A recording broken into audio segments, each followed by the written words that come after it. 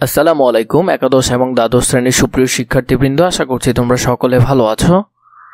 এখন তোমাদেরকে আমি ঋতুবর্ণন কবিতার আরো কিছু গুরুত্বপূর্ণ এমসিকিউ দিব। এর পূর্বেও তোমাদেরকে ঋতুবর্ণন কবিতার অনেকগুলো এমসিকিউ পর্ব দিয়েছি, তাও তোমরা কমেন্ট করে অনেকে বলেছো আরো বেশি করে এমসিকিউ দেওয়ার জন্য।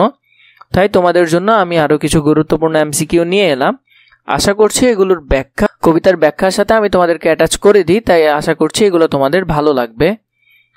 কবিতা বুঝতে পারলে তুমি অনায়াসে এই প্রশ্নগুলোর আনসার করতে পারবে। এছাড়া কবিতার ব্যাখ্যা যদি প্রয়োজন হয় তা আমাদের ডিসক্রিপশন বক্সে থাকবে, সেখান থেকে তুমি ব্যাখ্যা দেখে নিতে পারবে। চলো আমরা শুরু করি। 23 নাম্বার থেকে শুরু করি। ঋতুবর্ণন কবিতায় বসন্ত ঋতুর কেমন পল্লবের কথা বলা হয়েছে।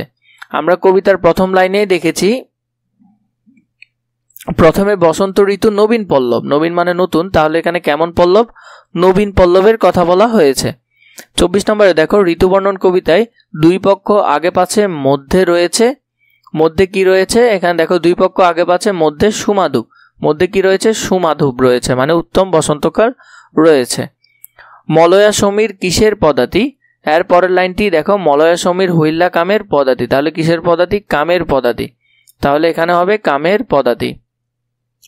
ঋতুবর্ণন কবিতায় বনস্পতি গাছগুলো কেমন? বনস্পতি গাছগুলো কেমন? মুখলিত কইল্য তবে বৃক্ষ বনস্পতি, তাহলে কেমন? এখানে মুখলিত হবে, তাহলে উত্তর হবে ক, মুখলিত। ঋতুবর্ণন কবিতায় কুসুমিত কিংসুক সগন বন কি রঙের? এরপরের লাইন দেখো, কুসুমিত কিংসুক সগন বন লাল, কি রঙের? লাল রঙের, তাহলে উত্তর হবে এখানে কি, ঘ, লাল রঙের। ঋতুবর্ণন কবিতায় কেমন সুরঙ্গের কথা বলা হয়েছে? এরপরের লাইনটি দেখো, পুষ্পরিত সুরঙ্গমল্লী লবঙ্গ গুলাল, কেমন? পুষ্পরিত, তাহলে এখানে উত্তর হবে কি, পুষ্পরিত সুরঙ্গমল্লী। ঋতুবর্ণন কবিতায় ভ্রমর কি করে? পরের লাইন দেখো, ঋতুবর্ণন কবিতায় ভ্রমর কি করে? ঝংকার করে। ভ্রমর কি করে? ঝংকার, তাহলে উত্তর হবে ঝংকার করে। বসন্তকালে ঋতুবর্ণন কবিতায় কোকিল কি করে? কোকিল কি করে? কলরব করে, মানে গান গায়, তাহলে এখানে হবে কি, কলরব। ভ্রমরের ঝংকারে কোকিল কলরব, শুনিতে কার মনে জাগে অনুভব? কার মনে জাগে অনুভব? শুনিতে যুবক মনে, কাদের মনে? যুবকদের মনে, মানে যুবক যুবতীদের মনে জাগে অনুভব, এটা যুবক হবে, বানান ভুল আসছে এখানে। 32 নাম্বারটি খেয়াল করো, ঋতুবর্ণন কবিতায় বিচিত্র বসন অঙ্গে চন্দন কি হয়? এরপরের লাইনটি দেখেছি, নানা পুষ্পমালা গলে হর্ষিত, বিচিত্র বসন অঙ্গে চন্দন চর্চিত, তাহলে কি উত্তর হবে? চন্দন চর্চিত, তাহলে উত্তর হবে চর্চিত। এরপর দেখো 33 নাম্বার, ঋতুবর্ণন কবিতায় সূর্য অতি প্রচন্ড হয় কখন? নিদাগ সমুদ্র অতি প্রচন্ড তপন। নিদাগ, নিদাগ শব্দের অর্থ কিন্তু গ্রীষ্মকাল। দেখো এখানে কি এসেছে? নিদাগই এসেছে, তাহলে এটির অর্থ গ্রীষ্মকাল। সব সময় দাম্পতির সঙ্গে কে ব্যাপিত হয়? পরের লাইনটি দেখো, সতত দম্পতির সঙ্গে ব্যাপিত মদন, কে ব্যাপিত? মদন, তাহলে উত্তর হবে ঘ, মদন। ঋতুবর্ণন কবিতায় পাবনের সময় কি রকম গর্জিত হয়? পাবন সময় ঘন ঘন গর্জিত, তাহলে কেমন? ঘন ঘন। পাবন মানে বর্ষার সময়, তাহলে বর্ষার সময় কি হয়? ঘন ঘন গর্জিত, মানে বৃষ্টি বেশি বর্ষিত হয়। নির্ভয়ে বরিশে জল চৌদিকে কি হয়? নির্ভয়ে বরিশে জল চৌদিকে পূরিত, তাহলে চৌদিকে হলো পূরিত। ঋতুবর্ণন কবিতায় কোথায় ঘোর শব্দে মল্লার রাগ গায়? এরপরে লাইন, ঘোর শব্দে কৈলাসে মল্লার রাগ গায়, কোথায়? কৈলাসে, তাহলে উত্তর হবে ক, কৈলাসে।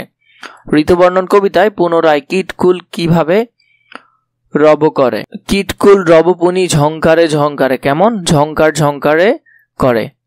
এরপর দেখো, বর্ষাকালে যুবচিত্ত কি রকম হয়?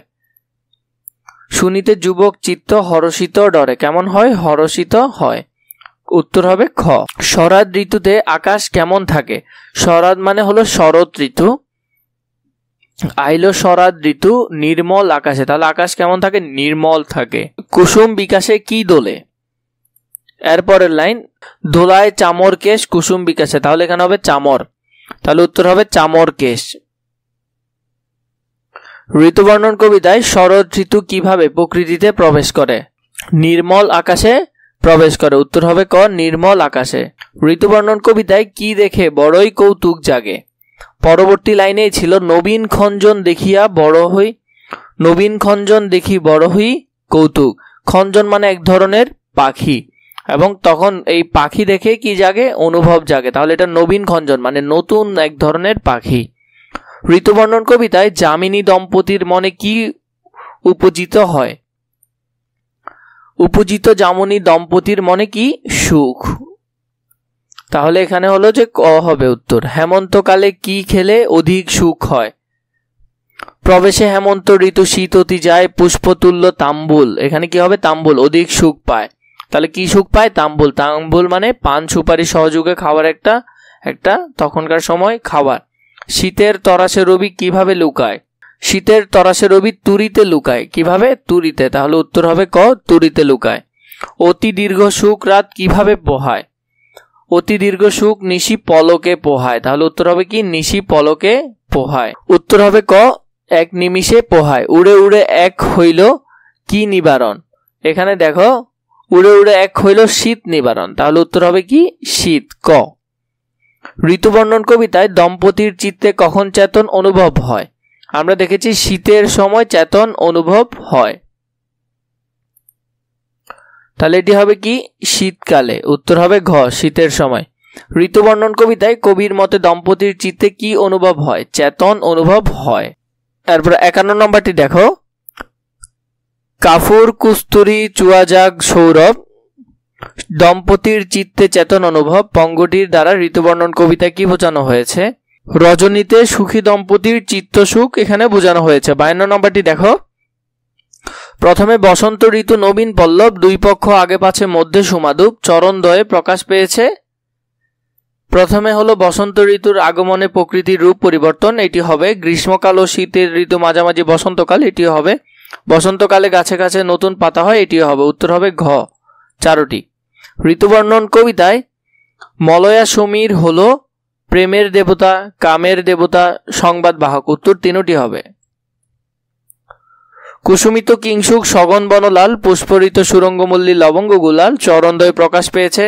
বসন্তকালের প্রকৃতিতে গাছে গাছে ফলে ফুলে ভরে যায়। এরপরে হলো বসন্ত ঋতু প্রকৃতিতে সৌন্দর্য নৈসর্গ। 3 নম্বরে হলো বসন্ত ঋতু মানুষের মনে বেদনা নিয়ে আসে। উত্তর হবে ক। এই ধরনের যদি তোমাদের আরো এমসিকিউ প্রয়োজন হয় তোমরা আমাকে কমেন্ট করে জানাবে, আমি তোমাদের জন্য আরো কিছু গুরুত্বপূর্ণ এমসিকিউ রেডি করব। অন্য বিষয়ের প্রয়োজন হলে সেটিও জানাবে, আমি তাও তোমাদের জন্য রেডি করব।